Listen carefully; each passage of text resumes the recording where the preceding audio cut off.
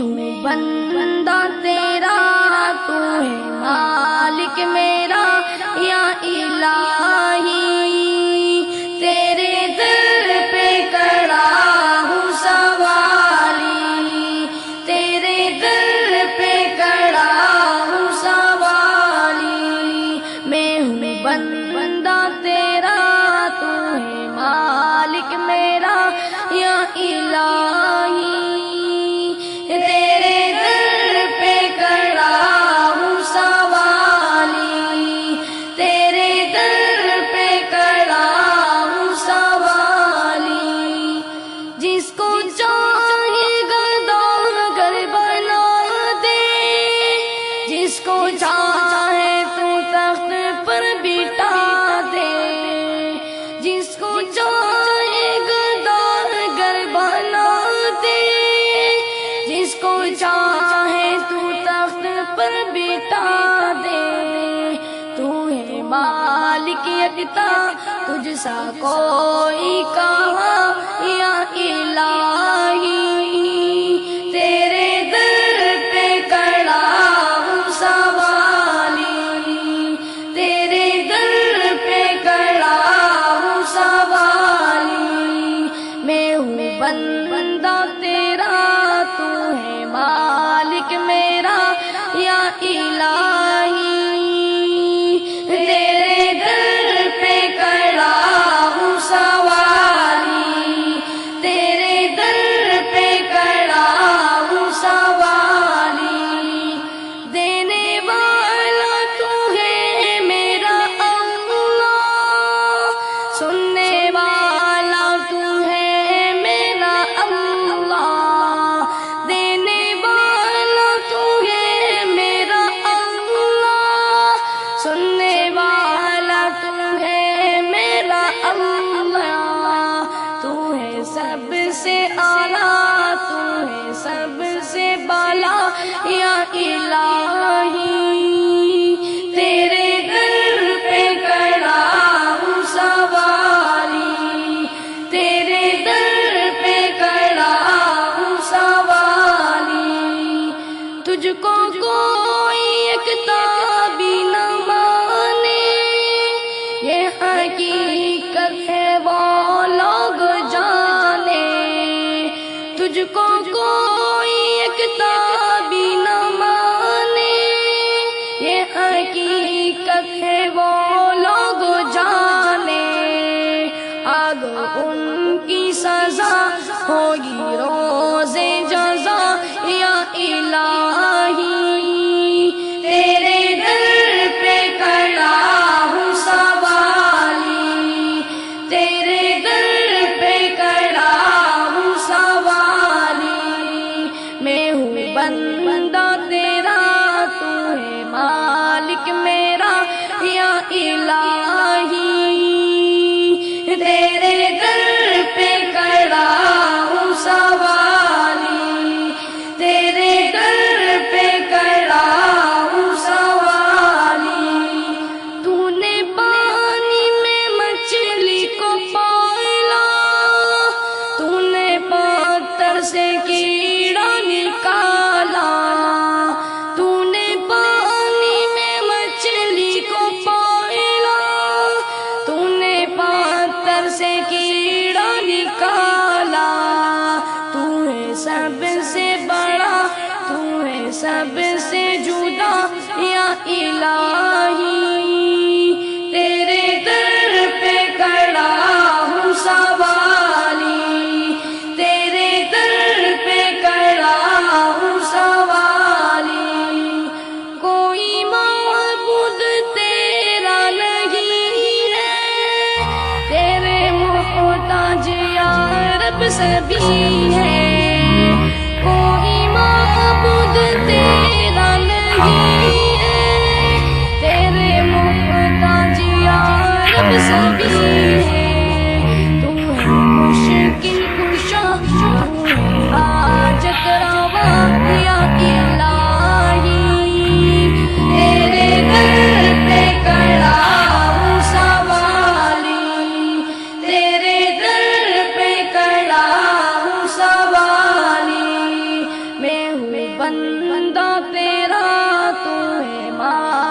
میرا یا الہی، تیرے در پہ کھڑا ہوں سوالی۔ نحمدہ و نصلی علی رسولہ الکریم، اما بعد، اعوذ باللہ من الشیطان الرجیم، بسم اللہ الرحمن الرحیم۔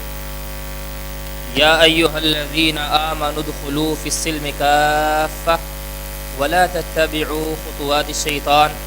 انہ لکم عدو مبین۔ اے ایمان والو، آپ مکمل طریقے سے اسلام میں داخل ہو جائیے۔ ولا تتبعوا خطوات الشیطان، اور ہرگز کسی بھی اعتبار سے آپ شیطانی راستے کی پیروی و اتباع نہ کریں۔ انہ لکم عدو مبین، بے شک شیطان آپ کا کھلا ہوا دشمن ہے۔ سامعین کرام، حاضرین جلسہ، ہم اور آپ جس پروگرام اور جس جلسے کے تعلق سے یہاں تشریف رکھے ہوئے ہیں، اس کے پوسٹرز کے ذریعے سے، دیگر دوسرے ذرائع کے ذریعے سے ہم اور آپ تقریباً سبھی حضرات جان چکے ہیں کہ آج کا ہمارا مقصد کیا ہے، آج کا ہمارا پروگرام کیا ہے، آج کے ہمارے مقررین حضرات کون کون سے ہیں، اور یہ جلسے کا اہم مقصد کیا ہے۔ پھر بھی مختصراً میں آپ حضرات کے سامنے یہ واضح کر دینا مناسب سمجھتا ہوں کہ آج کا یہ جلسہ جو یہاں کی ایک کمیٹی نے رکھا ہے، وہ ایک نیو کمیٹی ہے۔ کچھ نوجوانوں کی جماعت نے مل کر کافی عرصے سے یہ ارادہ کیا کہ ہم اس گئے گزرے دور میں اپنے معاشرہ و سوسائٹی کے اندر اپنے لوگوں کے درمیان میں کتاب و سنت کے کام کی شروعات کریں، اور ان نوجوانوں کی حوصلہ افزائی کے لیے بہت سارے لوگوں نے ان کا ساتھ دینا بھی شروع کیا، اور الحمدللہ ان کی کچھ میٹنگز ہوئی، ان کے درمیان کچھ مشورے ہوئے، اور اس کے بعد وہ کامیابی کی طرف ان کے قدم بڑھنے لگے، جس کامیابی کا ایک نموذج اور ایک مثال ہم اور آپ ابھی دیکھ رہے ہیں۔ تقریباً مئی کے مہینے میں ایک جو ہے کمیٹی تیار کی گئی تھی، مختلف جو ہے ممبران حضرات اس میں جو ہے شامل ہیں، جو سب کے سب نوجوان ہیں۔ الحمدللہ وہ کافی محنت بھی کر رہے ہیں، اور ان کا مین مقصد دین یعنی کتاب اللہ و سنت رسول اللہ صلی اللہ علیہ وسلم پر مشتمل جلسے کرانا، دعوت و تبلیغ کا کام کرنا، دینی اشاعت کے کام میں بڑھ چڑھ کر حصہ لینا، یہ ہے۔ لیکن اس کے علاوہ اور بھی بہت سارے ان کے مقاصد ہیں جو مختصر انداز میں میرے سامنے آئے ہیں، ان میں بھی وہ حصہ لے رہے ہیں، ان میں بھی وہ بڑھ چڑھ کر حصہ لینا چاہتے بھی ہیں آگے۔ اگر آپ لوگوں نے ان نوجوانوں کی قدر کی اور اس طرح کے پروگرامز میں بڑھ چڑھ کر شرکت کی، اور ان کی حوصلہ افزائی کے ساتھ ساتھ جو ضرورت کی چیزیں ہوتی ہیں، جس اعتبار سے بھی وہ ضرورتیں پیش آئیں، آپ ان نوجوانوں کو موقع دیں دین کی خدمت کرنے کا، اور اپنے تائیں جو کچھ بھی آپ ان کی مدد اور ہیلپ کر سکتے ہوں، جس فنڈ سے بھی آپ ان کی مدد اور ہیلپ کریں، تاکہ یہ جو ابتدا ہوئی ہے، یہ ابتدا کے بعد جو جلسے جو پروگرامز ہونے ہیں وہ صحیح وقت پر ہوتے رہیں، اور جو مقاصد سامنے رکھے گئے ہیں ان مقاصد کے تحت وہ کمیٹی صحیح طریقے سے کام کر سکے، جس سے نوجوانوں کا بھی فائدہ ہو، معاشرہ و سوسائٹی کے تمام لوگوں کا فائدہ ہو، اور دین اور کی دعوت و تبلیغ کے حصے میں وہ بھی اور آپ حضرات بھی کسی نہ کسی اعتبار سے جو ہے حصہ لے سکیں۔ لہذا آج کا یہ پروگرام انہی نوجوانوں کی محنت کی بدولت عمل میں آیا ہے، اور میں زیادہ کچھ گفتگو نہ کرتے ہوئے، اپنی بات کو طول نہ دیتے ہوئے اس پروگرام کو باقاعدہ آغاز کرنا چاہتا ہوں۔ جو یہ پروگرام جس میں ہم اور آپ یہاں بیٹھے ہوئے ہیں، یہ زیر صدارت امیر جماعت آگرہ جناب محمد نسیم خلیلی صاحب کی قیادت میں ہو رہا ہے۔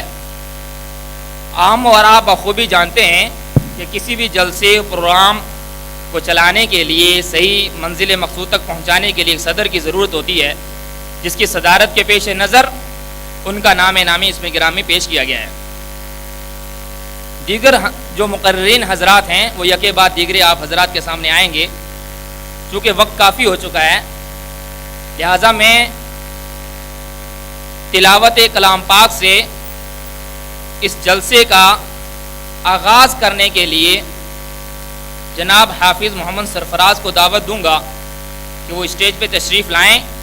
اور تلاوت کلام پاک سے جلسے کا آغاز کریں۔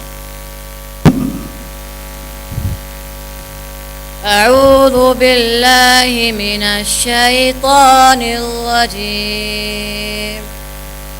بسم اللہ الرحمن الرحیم، ان فی خلق السماوات والارض واختلاف اللیل والنهار لآيات لأولي الألباب الذين يذكرون الله قياما وقعودا وعلى جنوبهم ويتفكرون في خلق السماوات والأرض ربنا ما خلقت هذا باطلا سبحانك فقنا عذاب النار ربنا إنك من تدخل النار فقد أخزيته وما للظالمين من أنصار ربنا إننا سمعنا مناديا ينادي للإيمان أن آمنوا بربكم فآمنا ربنا فاغفر لنا ذنوبنا وكفر عنا سيئاتنا وتوفنا مع الأبرار ربنا وآتنا ما وعدتنا على رسلك ولا تخزنا يوم القيامة إنك لا تخلف الميعاد صدق الله العظيم. وعلیکم السلام ورحمۃ اللہ وبرکاتہ۔ تلاوت کلام پاک کے بعد میں ایک چھوٹی سی نظم پیش کرنے کے لیے محمد نوید کو دعوت دیتا ہوں کہ وہ آئیں اور ایک نظم پیش کریں۔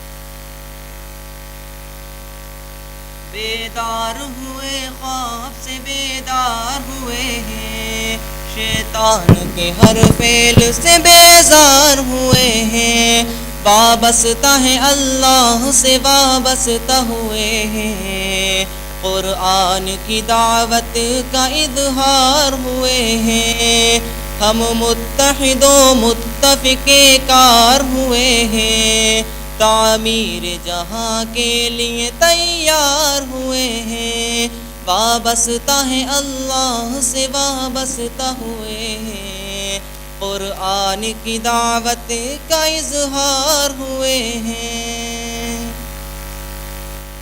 ہم ملک میں پیغام نبی عام کریں گے، قرآن کی توزیع میں ہر کام کریں گے، قائم یہاں اسلام کے احکام کریں گے، یہ کام کریں گے تو بڑا کام کریں گے، اٹھے ہیں تو پھر وقت کی رفتار ہوئے ہیں، دنیا کو بدل دینے کو تیار ہوئے ہیں، بیدار ہوئے خواب سے بیدار ہوئے ہیں، شیطان کے ہر فعل سے بیدار ہوئے ہیں، وابستہ ہیں اللہ سے وابستہ ہوئے ہیں، قرآن کی دعوت کا اظہار ہوئے ہیں۔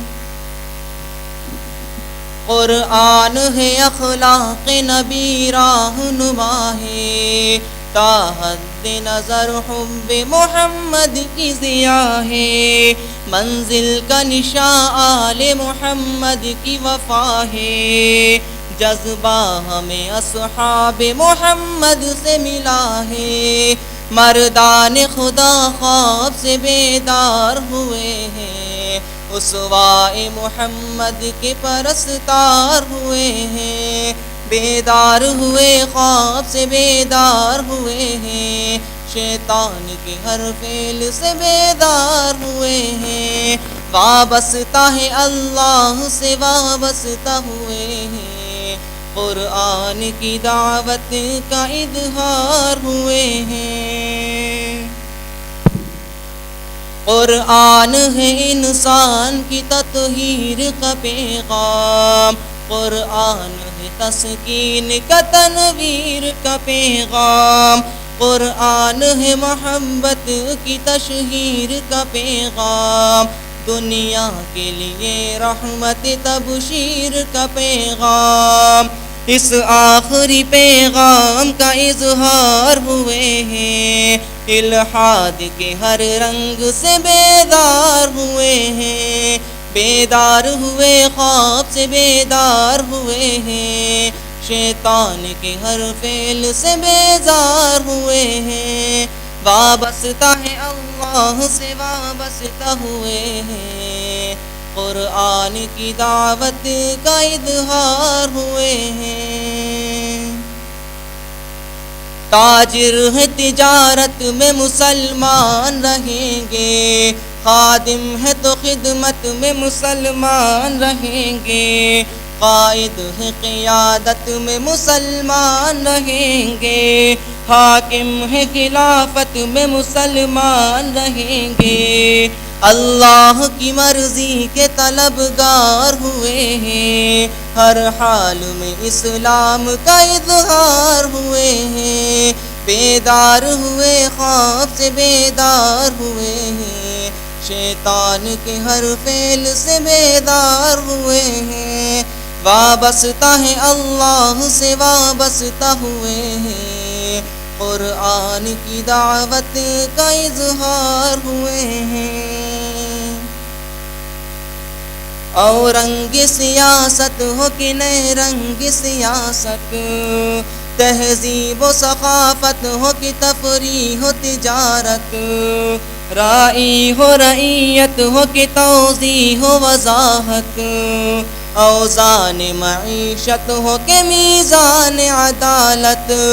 ہر حال میں اسلام کا اظہار ہوئے ہیں، قرآن کو اپنانے میں تیار ہوئے ہیں، بیدار ہوئے خواب سے بیدار ہوئے ہیں، شیطان کے ہر فعل سے بیزار ہوئے ہیں، وابستہ ہیں اللہ سے وابستہ ہوئے ہیں، قرآن کی دعوت کا اظہار ہوئے ہیں۔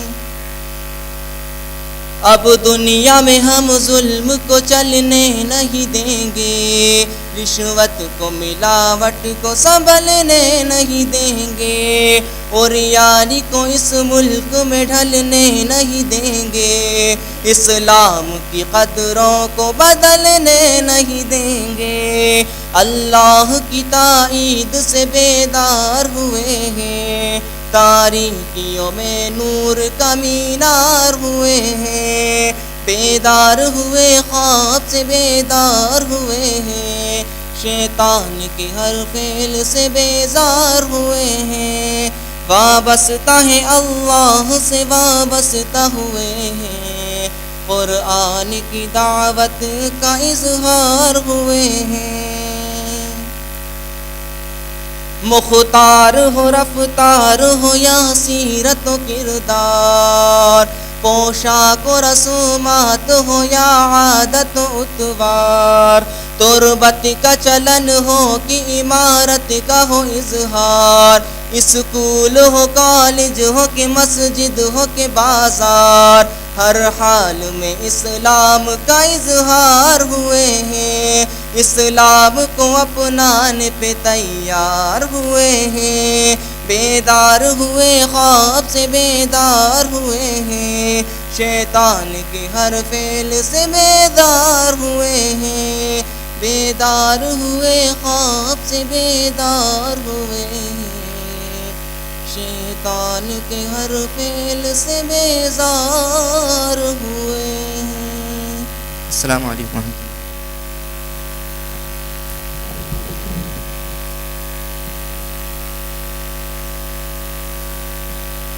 جلسے کا اور پروگرام کا جو ہے سسٹم آگے بڑھاتے ہوئے اب باقاعدہ اصلاح معاشرے کے موضوع پہ تقریریں شروع ہوں گی،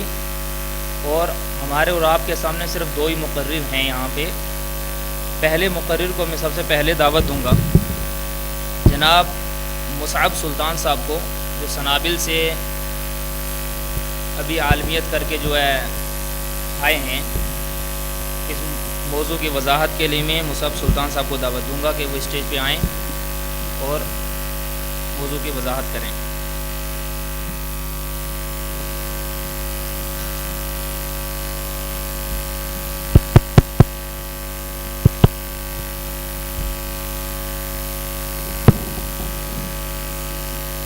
إن الحمد لله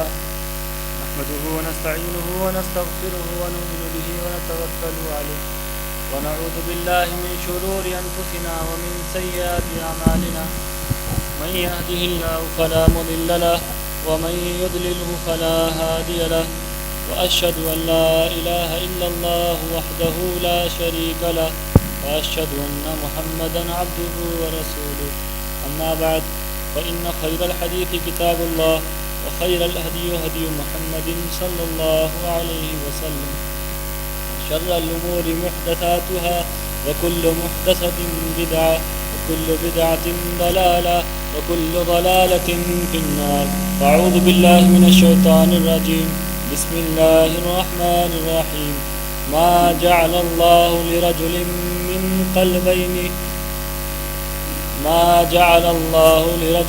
من قلبين في جوفه، وقال الله تبارك وتعالى في كلام آخر، ولا تمدن عينيك إلى ما متعنا به أزواجا منهم زهرة الحياة الدنيا لنفتنهم ورزق ربك خير وأبقى۔ حضرات، آج کی اس پررونق مجلس میں مجھے آپ لوگوں کے سامنے ایک موضوع کی وضاحت کے لیے کھڑا کیا گیا ہے۔ حضرات، اللہ رب العزت کا بے پناہ شکر ہے کہ اللہ رب العزت نے ہمیں اشرف المخلوقات بنایا، ہمیں جانور نالی میں رینگنے والا کوئی کیڑا نہیں بنایا، بلکہ اشرف المخلوقات میں ہماری پیدائش فرمائی۔ اس سے عظیم بات، اس سے بڑا احسان یہ کیا اللہ نے ہم پر کہ ان اشرف المخلوقات میں اللہ کے عاصی بھی ہیں، اللہ کے گناہگار بندے بھی ہیں، ایسے لوگ بھی ہیں جو اللہ کے ساتھ کفر کرتے ہیں۔ علامہ اقبال اپنے اشعار میں فرماتے ہیں، بس رہے تھے یہیں سلجوق بھی تورانی بھی، بس رہے تھے یہیں سلجوق بھی تورانی بھی، اہل چین میں، ایران میں ساسانی بھی، اسی معمور میں آباد تھے یونانی بھی، اسی دنیا میں یہودی بھی تھے نصرانی بھی، پر تیرے نام پہ تلوار اٹھائی کس نے؟ بات جو بگڑی تھی پھر سے وہ بنائی کس نے؟ حضرات، انسان کو اس دنیا میں اللہ رب العزت نے بھیجا، ہمیں اس دنیا میں بھیجا، ہم پر احسان کیا کہ ہمیں اللہ رب العزت نے ایک ایسے میدان میں لا کر کھڑا کیا، ایک ایسے مذہب پر ہمیں چلنے کی توفیق عطا فرمائی جس مذہب کو اللہ رب العزت نے اپنا مذہب قرار دیا، جس مذہب کو اللہ رب العزت نے یہ بات قرار دی کہ یہی مذہب اسی لائق ہے کہ اس دنیا میں رہنے لائق ہو، یہی مذہب اس لائق ہے کہ اس کی پرستش کی جائے، یہی مذہب ایک ایسا مذہب ہے جو اللہ کے نزدیک قبول ہوگا، باقی کوئی مذہب، دنیا کا کوئی مذہب اس کے علاوہ قابل قبول نہیں ہے۔ اللہ رب العزت قرآن میں فرماتا ہے ان الدین عند اللہ الاسلام، کہ کوئی دین اگر اللہ کے نزدیک محبوب ہے تو وہ اسلام ہے۔ وَمَن يَبْتَغِي غَيْرَ الْإِسْلَامِ دِينًا فَلَن يُقْبَلَ مِنْهُ، ایک بات اللہ نے اور بتائی کہ اسلام پر چلنے والے لوگ ہیں، لیکن جو آدمی اسلام سے منہ پھیرے گا اور اسلام کے علاوہ کسی دوسرے مذہب کی پیروی کرے گا، فَلَن يُقْبَلَ مِنْهُ، اس کی طرف سے اس مذہب کو ہرگز قبول نہیں کیا جانے والا۔ اس کا انجام بتایا اللہ نے، وَهُوَ فِي الْآخِرَةِ مِنَ الْخَاسِرِينَ، قیامت کے دن ان لوگوں میں کھڑا ہوگا جن کے ہاتھ میں کچھ نہیں، ان لوگوں کی صف میں یہ آدمی کھڑا ہوگا جو محرومین میں سے ہوں گے، خسارہ اٹھانے والوں میں سے نقصان دہ لوگ۔ اب اللہ رب العزت نے ہمیں اس دنیا میں بھیجا تو اس کا ایک مقصد ہوگا، ہم کون ہیں، ہمیں اس دنیا میں کیوں بھیجا گیا، کیا وجہ تھی اللہ نے ایک نئی مخلوق کی پیدائش کی، کیا وجہ تھی اللہ نے انسانوں کی پیدائش کی، جنات کی پیدائش کی؟ کوئی تو مقصد ہوگا، اللہ کا کوئی کام باطل نہیں ہوتا۔ اللہ رب العزت نے کہا ہم نے کوئی چیز باطل پیدا نہیں کی، یقیناً انسانوں کو پیدا کرنے کی ایک بڑی وجہ ہوگی، اس وجہ کو اللہ رب العزت قرآن میں فرماتا ہے کہ میں نے وما خلقت الجن والانس الا لیعبدون، کہ انسانوں اور جنوں کی پیدائش کا ایک مقصد، صرف ایک مقصد، لیعبدون، صرف یہ مقصد کہ وہ لوگ میری عبادت کریں، اس کے علاوہ میں نے کوئی مقصد کے لیے دنیا میں انسان کو نہیں بھیجا۔ اب رہنمائی کے لیے اللہ رب العزت نے پے در پہ پیغمبروں کا سلسلہ جاری فرمایا، یہ سلسلہ محمد عربی پر آ کر ختم ہوتا ہے صلی اللہ علیہ وسلم، جن کی زندگی، جن کی سیرت مسلمان اگر اپنے سامنے رکھے اور جن کی سیرت پر چلنے کا عہد کرے تو ایسا آدمی جنتی ہے۔ من احب سنتی فقد احبنی، اللہ کے نبی نے فرمایا جس نے میری سنت سے محبت کی اس نے مجھ سے محبت کی، ومن احبنی کان معی فی الجنہ، جس نے مجھ سے محبت کی اس کے لیے خوشخبری ہے کہ وہ میرے ساتھ جنت میں ہوگا۔ اللہ رب العزت نے انسان کو ایک مقصد سے پیدا کیا، ہر چیز کا ایک مقصد ہوتا ہے۔ اسلام کی ایک اہم وجہ، اسلام کا ایک اہم رکن یہ ہے کہ انسان اپنی زندگی کا مقصد جان لے، انسان اپنی زندگی کا ایک مقصد جان لے۔ اللہ رب العزت نے قرآن میں فرمایا ایسے لوگوں کے بارے میں جو مذبذبین کے درمیان رہتے ہیں، ایسے لوگ رہتے ہیں نہ ادھر کے نہ ادھر کے۔ اللہ رب العزت نے قرآن میں فرمایا ما جعل اللہ للرجل من قلبین فی جوفہ، ایسا دنیا میں کوئی انسان نہیں ہے کہ جس کے دل میں اللہ کہ جس کے سینے میں اللہ رب العزت نے دو دلوں کو پیدا کیا ہو۔ ایسا دنیا میں کوئی شخص نہیں ہے جس کے سینے میں اللہ رب العزت نے دو دلوں کو پیدا کیا ہو، کہ ایک دل تو اس لائن پر ہو اور ایک دل اس لائن پر ہو، ایک دل تو اسلام پر ہو اور دوسرا دل اسلام سے دور ہو۔ اللہ رب العزت قرآن میں کہتا ہے ادخلوا فی السلم کافہ، ہمیں ایسا دل چاہیے جو اسلام میں پورا داخل ہو جائے، یہی اللہ کا منشا ہے, یہی اللہ کی مراد ہے کہ انسان اسلام میں مکمل طور پر داخل ہو جائے. ہماری زندگی میں اتباع سنت صرف عبادت میں نہیں بلکہ زندگی کے ہر دور میں صرف ہماری اللہ کے نبی صلی اللہ علیہ وسلم سے محبت صرف آپ کے افعال تک محدود نہیں ہے, بلکہ آپ کے عبادت کے اندر بھی اور آپ کے ان کاموں کے اندر بھی جو اللہ کے نبی صلی اللہ علیہ وسلم نے اس دنیا میں کر کے دکھائے کہ تمہیں اس دنیا میں رہنا کیسے ہے. میں اس دنیا میں آیا ہوں تو میں نے جس طرح اس دنیا میں رہا ہوں تو اسی طرح تم لوگوں کو رہنا ہے. اسی طرح اللہ کے نبی صلی اللہ علیہ وسلم نے اپنی پوری سیرت سے یہ بات واضح کی کہ جس قوم کے اندر اللہ رب العزت عیش پرستی پیدا کر دیتا ہے اس قوم کو فلاح یاب ہونے میں اس قوم کو نہ فلاح ہونے میں کوئی نہیں روک سکتا. اس قوم کو ذلت کی قار میں گرنے سے کوئی نہیں روک سکتا. اللہ تعالیٰ اپنے قرآن میں فرماتا ہے اپنے نبی کو مخاطب کر کر وَلَا تَمُدَّنَّ عَيْنَيْكَ إِلَىٰ مَا مَتَّعْنَا بِهِ أَزْوَاجًا مِّنْهُمْ زَهْرَةَ الْحَيَاةِ الدُّنْيَا لِنَفْتِنَهُمْ فِيهِ وَرِزْقُ رَبِّكَ خَيْرٌ وَأَبْقَىٰ. کہ اے نبی, اے محمد صلی اللہ علیہ وسلم, اپنی آنکھوں کو اس دنیا کی طرف دیکھنا بھی گوارا نہ کرو. اپنی آنکھوں کو نہ اٹھاؤ ایسی چیز کی طرف جو چیزیں ہم نے ان لوگوں کو دے رکھی ہیں, جو چیزیں ہم نے کافروں کو دے رکھی ہیں, ایسی چیزوں کی طرف تم اپنی آنکھوں کو اٹھا کر نہ دیکھو تو دنیا کو تو پھر اسی دنیا کے پیچھے لگ جانے سے اللہ رب العزت نے کتنا منع فرمایا ہوگا. اللہ رب العزت کا افعال دیکھیے, اللہ رب العزت کا وہ اسلوب دیکھیے کہ اللہ رب العزت نے اپنے نبی کو کس طریقے سے سمجھایا کہ اس دنیا کے اندر کچھ بھی نہیں ہے. وَلَا تَمُدَّنَّ عَيْنَيْكَ, اپنی آنکھوں کو اس زندگی کی طرف نہ دیکھو, اس زندگی کی طرف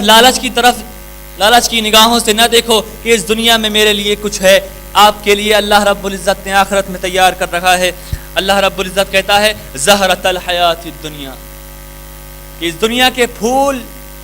یہ اس دنیا کی کچرا ہے,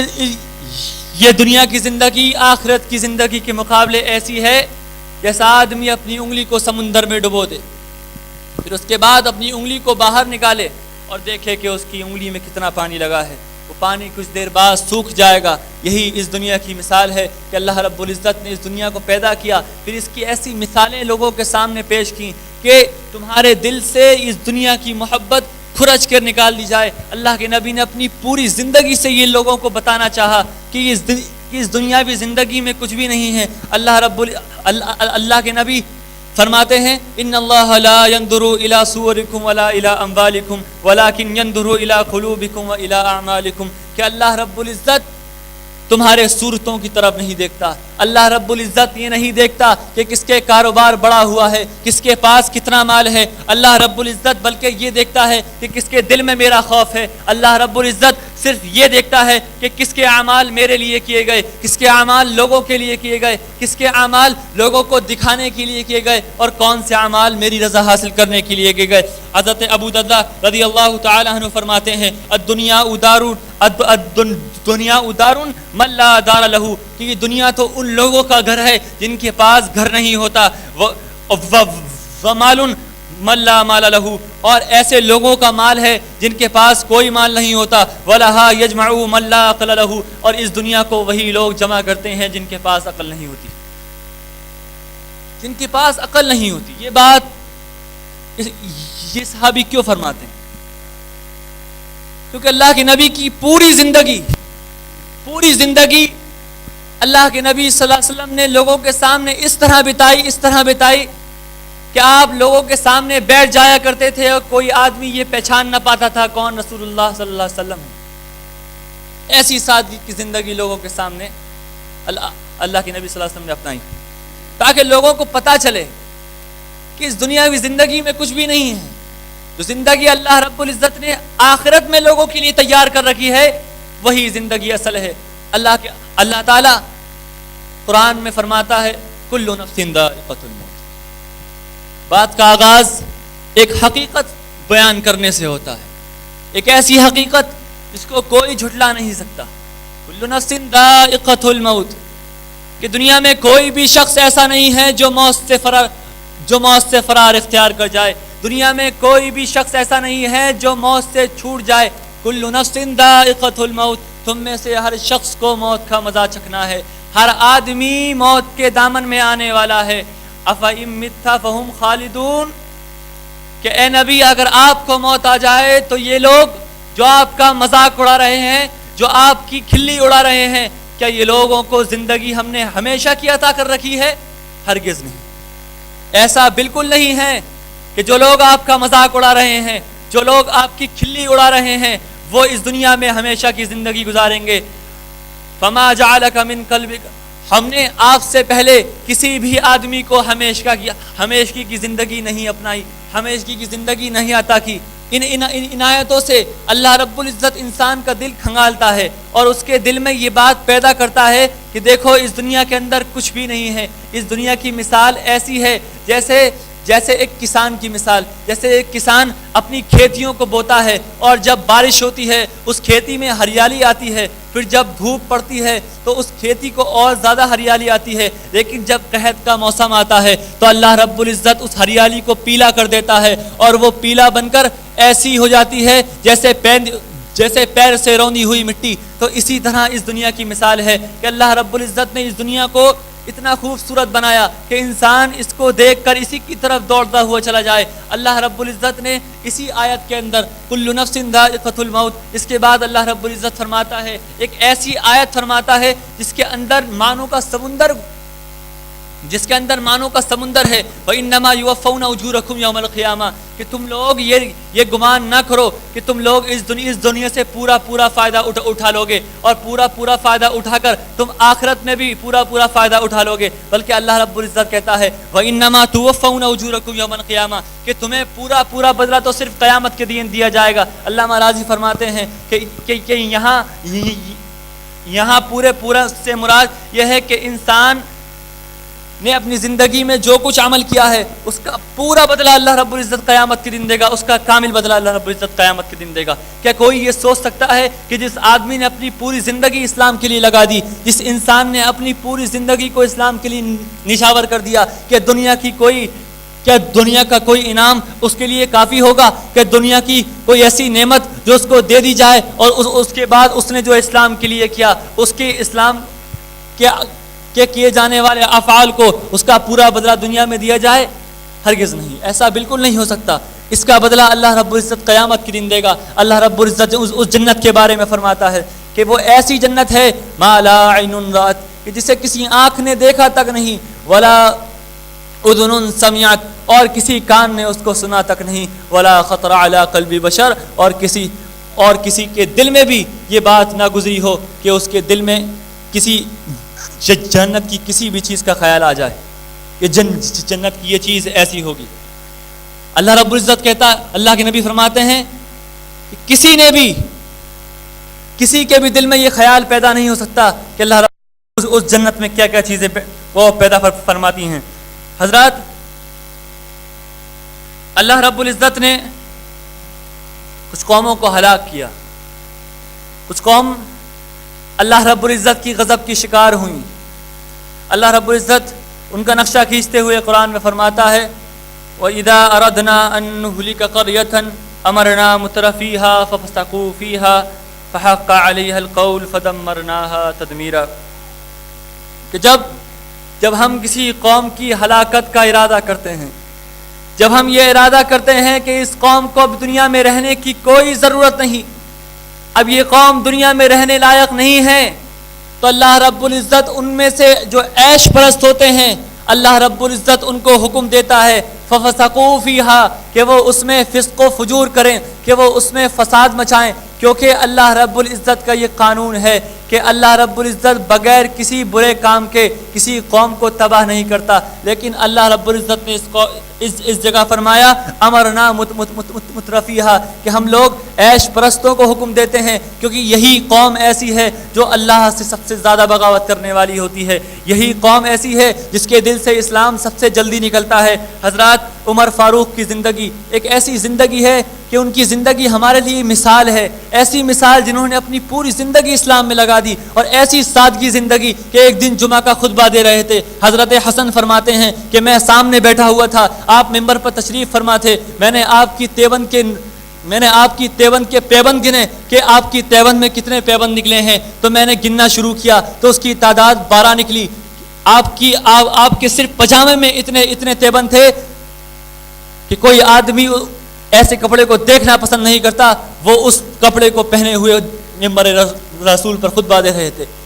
یہ کیسی مثال ہے کہ حضرت عمر کی دل میں یہ بات کس نے ڈالی؟ کیا ان کے پاس پیسے نہیں تھے؟ کیا وہ فقر و فاقہ کی زندگی گزارتے تھے؟ کیا ان کے پاس اتنا روپیہ نہیں تھا کہ وہ نیا جوڑا خرید لیتے؟ ایک بار حضرت عمر نے صحابہ کو دعوت دی اپنے گھر میں کھانا کی۔ صحابہ کرام جمع ہوئے، دسترخوان بچھایا گیا، آپ کے گھر میں تو وہی سوکھی روٹی تھی اور پیاز تھی، سامنے رکھ دیا گیا۔ ایک صحابی نے اپنا ہاتھ وہاں سے ہٹا لیا۔ حضرت عمر ویسی جلالی طبیعت کے تھے، غصہ کر گئے اور کہنے لگے کہ تم یہ سوچتے ہو کہ میرا دسترخوان تمہارے دسترخوان جیسا نہیں ہو سکتا؟ کہ تم یہ سوچتے ہو کہ میں یہ کام صرف فقر و فاقہ کی وجہ سے کر رہا ہوں؟ دھیان رکھنا، میرے پاس ابھی اتنی دولت ہے کہ میں تم سے اچھے کپڑے پہن سکتا ہوں، میرے پاس ابھی اتنی دولت ہے کہ میں تم سے اچھے کھانے کھا سکتا ہوں، لیکن میں اس لیے ڈرتا ہوں کہ اللہ رب العزت نے قرآن میں فرمایا اذھبتم طیباتکم، کہ اللہ رب العزت قیامت کے دن کچھ لوگوں سے کہے گا کہ اب تم میرے پاس کیا لینے آئے ہو؟ تمہیں تو میں نے دنیا میں عطا کر دیا تھا، جو میں نے تمہیں دنیا میں نعمتیں عطا کر دی تھیں، اب تم میرے پاس کیا لینے آئے ہو؟ یہی آیت انہوں نے ان صحابی کے پاس پڑھی اور کہا میں اسی آیت سے ڈرتا ہوں، کہ تم اس آیت سے نہیں ڈرتے؟ پھر حضرت جابر رضی اللہ تعالیٰ عنہ کا ایک واقعہ سماعت فرمائیں کہ حضرت جابر رضی اللہ تعالیٰ عنہ فرماتے ہیں کہ میں بازار میں گھوم رہا تھا، میرے ہاتھ میں گوشت کی ایک تھیلی تھی اور میرے وہ ہاتھ میں لٹکی ہوئی تھی، حضرت عمر کا وہاں سے گزر ہوا اور وہ میرے پاس آ کر رک گئے اور مجھ سے پوچھنے لگے اے جابر اس میں کیا ہے؟ میں نے کہا یہ گوشت ہے۔ کہا تم نے گوشت کیوں خریدا؟ کہا میرا دل کیا تو میں نے 2 گوشت تو خرید لیا۔ حضرت عمر چپ ہو گئے، پھر اس کے بعد فرمایا کیا تمہارا جو دل کرے گا وہ تم خرید لو گے؟ کیا تم اس آیت سے نہیں ڈرتے؟ اذھبتم طیباتکم، پھر پوری آیت کو تلاوت کیا کہ قیامت کے دن اللہ رب العزت کچھ لوگوں سے فرمائے گا کہ تمہیں تو میں نے دنیا میں بہت سی دولت عطا کر دی تھی، کہ اب تم میرے پاس کیا لینے آئے ہو؟ تو اسی آیت کا ان کے پاس وہ خوف تھا، ایک ایسا خوف کہ انسان کے دل میں یہ خوف کس طریقے سے آیا، کس طریقے سے اس خوف نے جگہ دی، کہ کس طریقے سے یہ خوف ان کے دل میں گھر کر گیا کہ اللہ کے نبی نے اب اپنے صحابہ کی ایسی پرورش کی، ایسی تربیت کی کہ اللہ کے نبی نے فرمایا الدنیا ملعونۃ وملعونۃ ما فیہا، کہ دیکھیے کس طریقے سے اللہ کے نبی صلی اللہ علیہ وسلم اپنے صحابہ کے دل سے دنیا کی محبت کو کھرچ کر نکال رہے ہیں اور کہہ رہے ہیں الدنیا ملعونۃ، کہ یہ دنیا لعنت زدہ ہے، یہ دنیا ایسی ہے جس پر اللہ کی لعنت ہے، اس کے فرشتوں کی لعنت ہے، وملعونۃ ما فیہا، اور جو کچھ اس دنیا کے اندر ہے وہ سارا کا سارا ملعون ہے۔ کیا اس سے بھی بہتر کوئی بات ہو سکتی ہے؟ کہ اس سے بھی بہتر کوئی اسلوب ہو سکتا ہے کہ انسان کے دل سے دنیا کی محبت کو نکالنے کا؟ یہی ایک ایسے کام تھے، یہی ایک ایسی باتیں تھیں کہ اللہ کے نبی صلی اللہ علیہ وسلم نے اپنے صحابہ کو یہ باتیں بتائیں تاکہ ان کے دل سے دنیا کی محبت نکل جائے۔ حضرات اللہ کے نبی صلی اللہ علیہ وسلم نے ارشاد فرمایا تعیسا عبد الدینار والدرہم والقطیفۃ والخمیصۃ ان اعطی رضی وان لم یعطى لم یرضى، رواہ البخاری۔ فرماتے ہیں اللہ کے نبی عبد الدینار، دینار کا بندہ ہلاک ہو جائے، وعبد الدرہم، اور درہم کا بندہ ہلاک ہو جائے، والقطیفہ، اور کپڑوں کا بندہ ہلاک ہو جائے، والخمیصہ، اور چادروں کا بندہ ہلاک ہو جائے۔ ان اعطی رضیہ، اگر یہ چیزیں اس کو دے دی جاتی ہیں، رضیہ، بڑا خوش ہوتا ہے، اپنے دل میں بڑی خوشی محسوس کرتا ہے. وَإِن لَّمْ يُعْطَى اگر یہ چیزیں اس کو نہ دی جائیں اور یہ چیزیں اس سے کھینچ لی جائیں لم يرضى کبھی راضی نہیں ہوتا. اور آگے ایک اور حدیث میں اللہ کے نبی نے فرمایا سخط غصہ ہو جاتا ہے. ہر چیز کا اسلام میں ہر چیز کا ایک مطلب ہوتا ہے. دینار اور درہم, علامہ قرطبی رحمۃ اللہ علیہ فرماتے ہیں دینار و درہم کا ایک مطلب ہوتا ہے. یہ اس زمانے کی کرنسیاں تھیں. یہ اس زمانے کے دو طریقے کی کرنسیاں تھیں. دینار جو سونے کا ہوتا تھا اور درہم جو چاندی کا ہوا کرتا تھا. اللہ کے نبی نے ارشاد فرمایا تعیس عبد الدینار کہ دینار کا بندہ ہلاک ہو جائے. دینار کے بارے میں علامہ قرطبی اس کے نام کے پس منظر کے بارے میں فرماتے ہیں, کہتے ہیں دینار کے آخر میں نار ہے. جو آدمی دیناروں کے پیچھے لگ گیا اس کا آخری ٹھکانہ نار ہے, یعنی جہنم اس کا آخری ٹھکانہ ہے. والدرہم وتعیس عبد الدرہم اور درہم کا بندہ ہلاک ہو جائے. درہم کے آخر میں ہم آتا ہے. ہم ان کا عربی میں لغت کا معنی ہوتا ہے غم, تکلیفیں. یعنی جو آدمی دینار و درہم کے پیچھے لگ گیا اس کی زندگی میں کبھی کوئی خوشی نہیں آتی. اس کی زندگی میں ظاہری طور پر تو خوشی آ سکتی ہے لیکن اللہ رب العزت کے یہاں اس کے یہاں کوئی خوشی نہیں. اب ایک بات یہاں آتی ہے کہ ایسا تو نہیں اسلام میں کہ مال سے ایک دم نفرت دلائی گئی ہو, ایسا نہیں ہے. بلکہ اللہ کے نبی نے ارشاد فرمایا نعم المال للرجل الصالح کہ مال کبھی کبھی اچھا ہوتا ہے. ایسا مال اچھا ہے جو کسی نیک آدمی کے لیے ہو. ایسا مال بہتر ہے جو کسی نیک آدمی کے پاس ہو. لیکن دھیان رکھیے اس پیسے کی تمنا وہی آدمی کرے, پیسے کی دعائیں وہی آدمی مانگے جو آخرت میں حساب دینے کے لیے بالکل تیار ہو کہ اللہ رب العزت ان چیزوں کا آپ سے حساب لے گا. اللہ کے نبی نے ارشاد فرمایا وَتَعِيسَ عَبْدُ الْقَطِيفَةِ اور لباس کا دینار اور لباس کا بندہ ہلاک ہو جائے. حضرات یہ بات اللہ کے نبی نے فرما کر انسان کے دل میں یہ بات بیٹھائی کہ جس آدمی کی پوری زندگی صرف اسی میں گزر گئی کہ میرے کپڑے کیسے ہوں, میرے کپڑے اچھے لگ رہے ہیں یا نہیں لگ رہے ہیں, کہ میری زندگی میں میرے کپڑوں میں میچنگ ہو رہی ہے یا نہیں ہو رہی ہے. ہماری عورتیں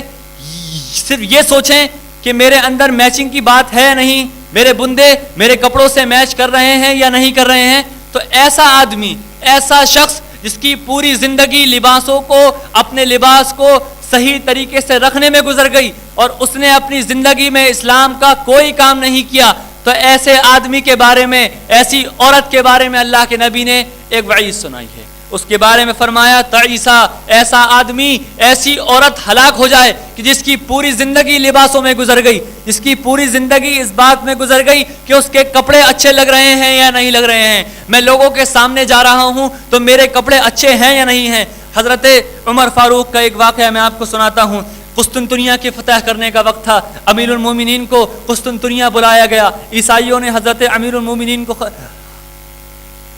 بلوایا اور حضرت امیر المومنین وہ مدینہ سے اپنے غلام کو ساتھ لے کر اونٹ پر تشریف فرما ہو کر قسطنطنیہ کی طرف رواں دوا ہوئے اور کہنے لگے ایک بار تو اوپر بیٹھنا اور میں نیچے بیٹھوں گا اور ایک بار میں اوپر بیٹھوں گا, تم اونٹ کی لگام سنبھالنا. لیکن جب قسطنطنیہ پہنچے تو یہ حالت تھی کہ غلام کی باری اوپر بیٹھنے کی تھی اور آپ کی باری نیچے بیٹھنے کی تھی. آپ کی باری اونٹ کی نکیل پکڑنے کی تھی اور غلام کی باری اونٹ پر بیٹھنے کی تھی. جب سواری قسطنطنیہ میں داخل ہوئی, عیسائی صحابیوں سے کہنے لگے کہ امیر المومنین وہ ہیں جو اونٹ پر بیٹھے ہیں؟ کہا نہیں, امیر المومنین وہ ہیں جو اونٹ کی لگام تھمے ہوئے ہیں. سبحان اللہ. ان کے دل میں یہ بات کو کس نے نکالا اس بات کو کہ کپڑے, جو انسان اپنی زندگی میں صرف کپڑوں کے پیچھے لگا رہتا ہے, اس کی محبت کو عمر کے دل سے کس نے نکالا؟ انہی آیتوں نے. کل نفس ذائقۃ الموت، کہ اس کے آگے بھی ایک دنیا ہے، ایک ایسی دنیا جس کے بارے میں ہمیں خبر نہیں، ایک ایسی دنیا جس کے بارے میں ہمارا عقیدہ تو پختہ ہے لیکن ہمارے دماغ میں وہ بات نہیں ہے کہ ہم اسی کے مطابق عمل کریں۔ حضرات، اللہ تعالیٰ ارشاد فرماتا ہے وَكَمْ أَهْلَكْنَا مِنْ قَرْيَةٍ بَطِرَتْ مَعِيشَتَهَا فَتِلْكَ مَسَاكِنُهُمْ لَمْ تَسْكُنْ مِنْ بَعْدِهِمْ، کہ ہم نے کتنی ہی بستیوں کو ہلاک کر دیا، ایک ایسی بستیوں کو جن کے پاس معیشت کا بھنڈار تھا، جن کے پاس پیسوں کی ریل پیل تھی، یہ ان کے وہ گھر ہیں جو ان کی ہلاکت کے بعد آج سونے پڑے ہوئے ہیں۔ یہ وہی گھر ہیں جس گھر میں وہ اکڑ کر چلا کرتے تھے، یہ وہی گھر ہیں جن گھروں کو وہ اپنے دوستوں کو دکھایا کرتے تھے اور اکڑ کر کہتے تھے یہ اتنا بڑا گھر میرا ہے۔ حضرات، واقعہ پورا نہیں ہوا، امیر المومنین قسطنطنیہ تشریف لاتے ہیں، پھر اس کے بعد امیر معاویہ رضی اللہ تعالیٰ عنہ آپ کے پاس آتے ہیں اور آپ سے کہتے ہیں کل جس دن چابی سونپی جائے گی، کل کے دن جب آپ کو قسطنطنیہ کی چابی سونپی جائے گی تو وہاں بڑے بڑے پادری موجود ہوں گے، وہاں عیسائیوں کے بڑے بڑے لوگ موجود ہوں گے، تو آپ ایسا کریں ہم آپ کے لیے ایک بہترین قسم کی سواری لا کر دیتے ہیں، ہم آپ کے لیے بہترین قسم کا جوڑا لا کر دیتے ہیں، آپ ایسا کریں کہ یہ جوڑے کو زیب تن کریں اور کل مجلس میں تشریف فرما۔ امیر المومنین تھوڑی دیر چپ رہے، پھر امیر المومنین نے ایک بات کہی جو بات سونے سے لکھنے لائق ہے،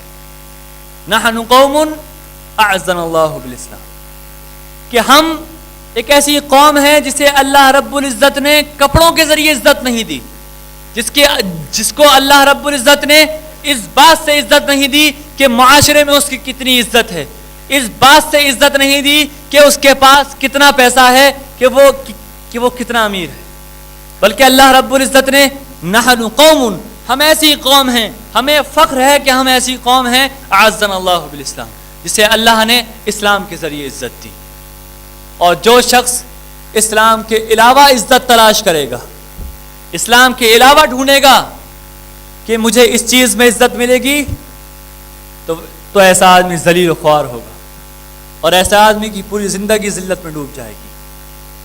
آج ہماری زندگی اسی کے مثل ہے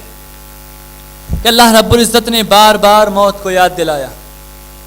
کبھی اس پہرائے سے، کبھی اس پہرائے سے۔ اللہ تعالیٰ قرآن میں کتنی مرتبہ فرماتا ہے وَإِلَيَّ الْمَصِيرُ إِلَيْنَا الْمَصِيرُ، کہ یہ لوگ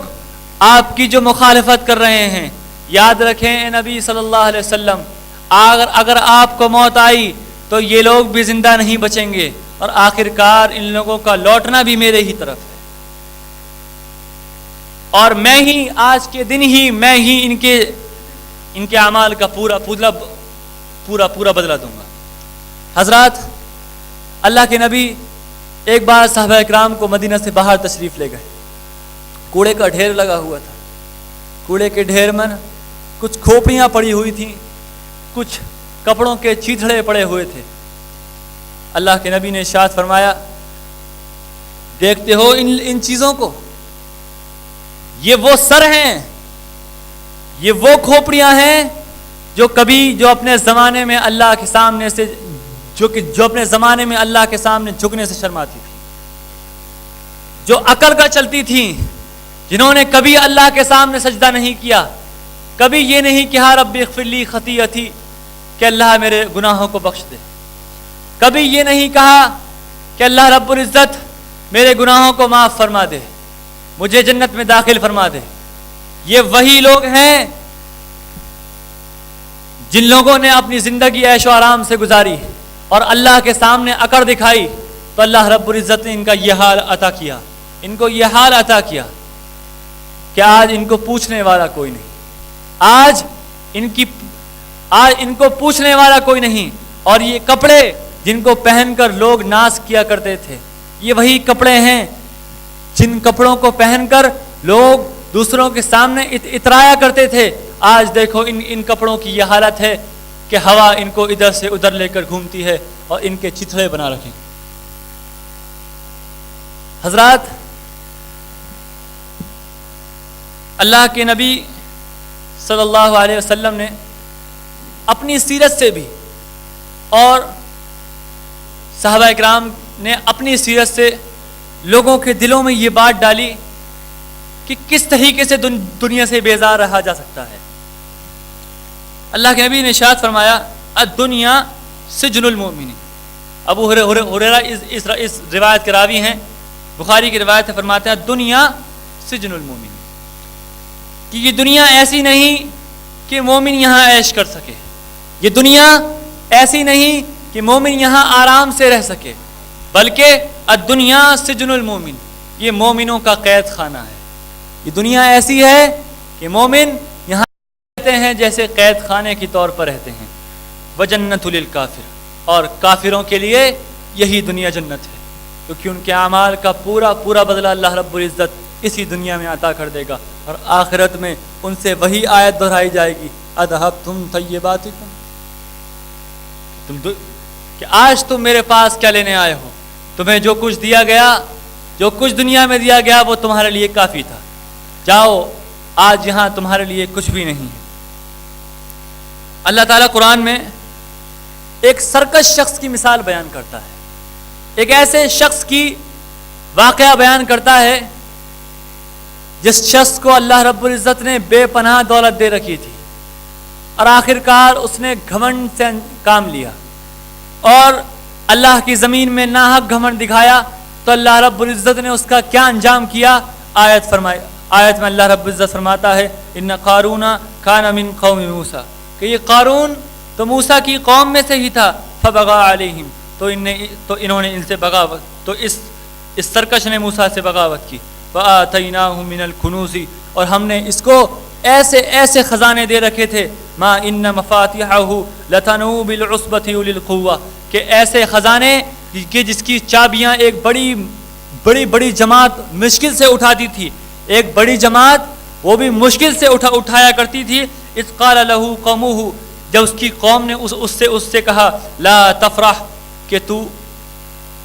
ناحق نہ اکڑ، ناحق خوش نہ ہو، ناحق نہ اترا، ان اللہ لا يحب الفرحین، اللہ رب العزت ناحق خوش ہونے والوں کو پسند نہیں کرتا، اللہ رب العزت ناحق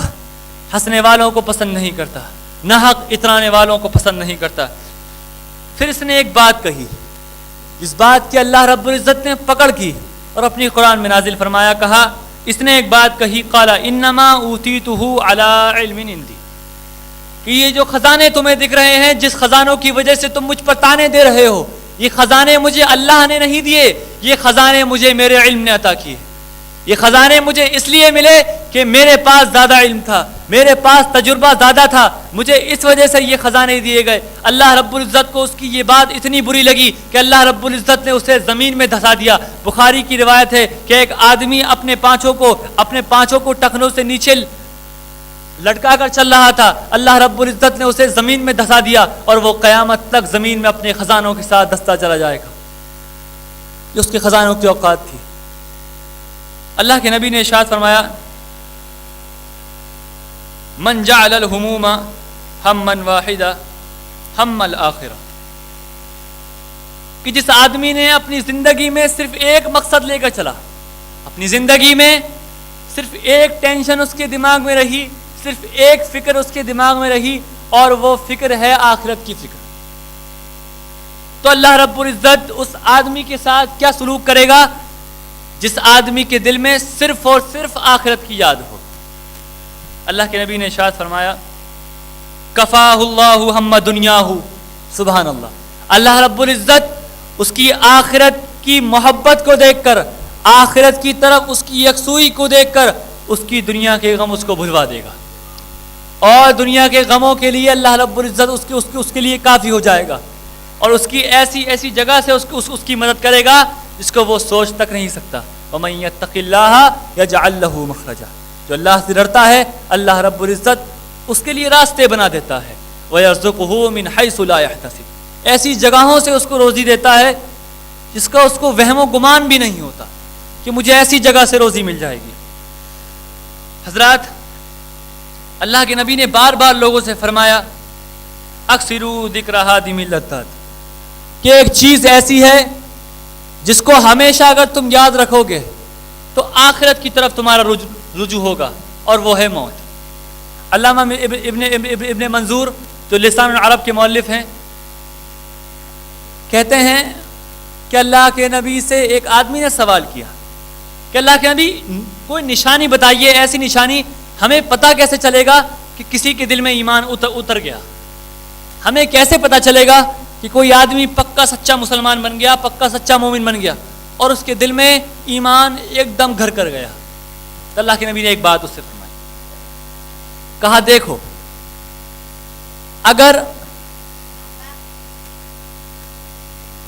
اگر اس کے دل سے اسلام کی محبت نکل گئی ہے، اگر اس کے دل سے اسلام کی محبت نکل گئی ہے اور اس کے دل میں آخرت کی محبت بھی نکل گئی ہے، تو ایسے آدمی سے سمجھ لو اسلام نکل گیا، ایمان نکل گیا اس کے دل سے. اور جس کو دل میں ہمیشہ آخرت کی فکر لاحق ہے، وہ ہمیشہ یہ سوچتا ہے کہ میرے مرنے کے بعد قبر میں مجھے سوال جواب دینے ہیں، وہ ہمیشہ یہ سوچتا ہے کہ جنت میں مجھے جانا ہے، وہ ہمیشہ یہ سوچتا ہے کہ اللہ رب العزت میرا حساب و کتاب آسان فرما دے، کہ میں اتنا کام اللہ کے لیے کر رہا ہوں تو اللہ رب العزت میرے کاموں کو قبول فرما لے. اللہ رب العزت نے کامیابی کا ایک فارمولا عطا کیا لوگوں کو، فمن زحزح عن النار وادخل الجنۃ فقد فاز، کہ جس آدمی کو جہنم سے ہٹا دیا گیا، جس آدمی کو آگ سے ہٹا دیا گیا، آدمی خود آگ سے نہیں ہٹ سکتا، آدمی کا کوئی عمل اس کو جنت میں داخل نہیں کرا سکتا الا کہ اللہ رب العزت کی رضا اس کے ساتھ شامل ہو. لوگوں نے اللہ کے نبی سے پوچھا کہ اللہ کے نبی آپ کے ساتھ بھی ایسا معاملہ ہے؟ کہا ہاں، میں بھی اپنے عمل کی وجہ سے جنت میں داخل نہیں ہو سکتا، کہ اللہ رب العزت مجھے اپنی رحمت میں ڈھانپ لے وہ الگ بات ہے. حضرات، فمن زحزح عن النار، یہ ایسا کامیابی کا ایک ایسا فارمولا ہے جس فارمولے کو جو آدمی اس پر کامیاب اتر گیا وہی آدمی حقیقی کامیاب ہے، کیونکہ آخرت کی کامیابی اصل کامیابی ہے. فمن زحزح عن النار، اس سے پتہ چلا کہ آگ کے اندر ایک ایسی کشش ہے جو آپ کو خود بخود اپنی طرف کھینچے گی. آپ کوئی کام نہ کریں جہنم میں چلے جائیں گے، لیکن آپ کو جنت میں جانے کے لیے بہت کچھ کرنا پڑے گا. اللہ رب العزت نے تو یہاں تک کہا ام حسبتم ان تدخلوا الجنہ، کہ تم نے دماغ میں یہ سوچ رکھا ہے کہ تم جنت میں ایسے ہی داخل ہو جاؤ گے، حالانکہ تم سے پہلے نبیوں کو آزمایا گیا اور ان کے جو 7 لوگ تھے ان کو آزمایا گیا، ایسا آزمایا گیا کہ نبی جو سب سے زیادہ صبر کرنے والے، سب سے زیادہ مصیبتوں پہ صبر کرنے والے، وہ تک کہہ اٹھے متی نصر اللہ، آخر اللہ کی مدد آئے گی کب، آخر اللہ کی مدد کب آئے گی. ایسی مصیبتوں سے ان کو آزمایا گیا. وزلزلوا زلزالا شدیدا، اللہ رب العزت دوسری آیت میں فرماتا ہے ایسا آزمایا کہ ان کے پاؤں کو ہلا دیا، ان کے پاؤں میدان سے اکھڑ گئے. کہ نبی نے خود کہا کہ آخر اللہ کی مدد کب آئے گی. تو ایسے جنت میں داخل ہوا جا سکتا ہے، ایسے نہیں کہ آدمی مسلمان ہو گیا، 5 وقت کی اس نے نماز پڑھ لی تو سمجھتا ہے کہ میں نے اپنے لیے جنت کو فکس کر لیا. یہ دھیان رکھے کہ اللہ رب العزت نے فرمایا کیا لوگوں نے یہ گمان کر رکھا ہے کہ وہ اسلام لے آئیں گے اور انہیں آزمایا نہیں جائے گا؟ اللہ کی قسم وہ ضرور ضرور آزمائے جائیں گے. اس سے پتہ چلا کہ اللہ رب العزت نے اس دنیا اور زندگی کو پیدا ہی اسی لیے کیا ہے تاکہ آپ کو آزمائے. تبارک الذی بیدہ الملک وہو علی کل شیء قدیر الذی خلق الموت والحیات، جس نے موت و زندگی کو پیدا ہی اس لیے کیا تاکہ تمہیں آزمائے. ایکم احسن عملا، آزمائے کس چیز سے؟ کہ تم میں سے عمل بہتر کون کرتا ہے. میرے پاس عمل کا حساب ہوگا، میرے پاس یہ حساب نہیں ہوگا کہ یہ آدمی کتنا بڑا عالم تھا، اس آدمی کے پاس کتنی ڈگریاں تھیں. میرے پاس اس چیز کا حساب ہوگا کہ تم لے کر کیا آئے ہو، کہ تم اس دنیا میں اس دنیا سے لے کر کیا آئے ہو. ایکم احسن عملا، تم میں سے بہترین عمل کون کرتا ہے میں یہ دیکھوں گا. وہو السمیع البصیر، اور وہ سننے والا دیکھنے والا ہے. یہ چھوٹا سا واقعہ ختم کر کر، یہ چھوٹا سا واقعہ پڑھ کر اپنا تقریر ختم کروں گا.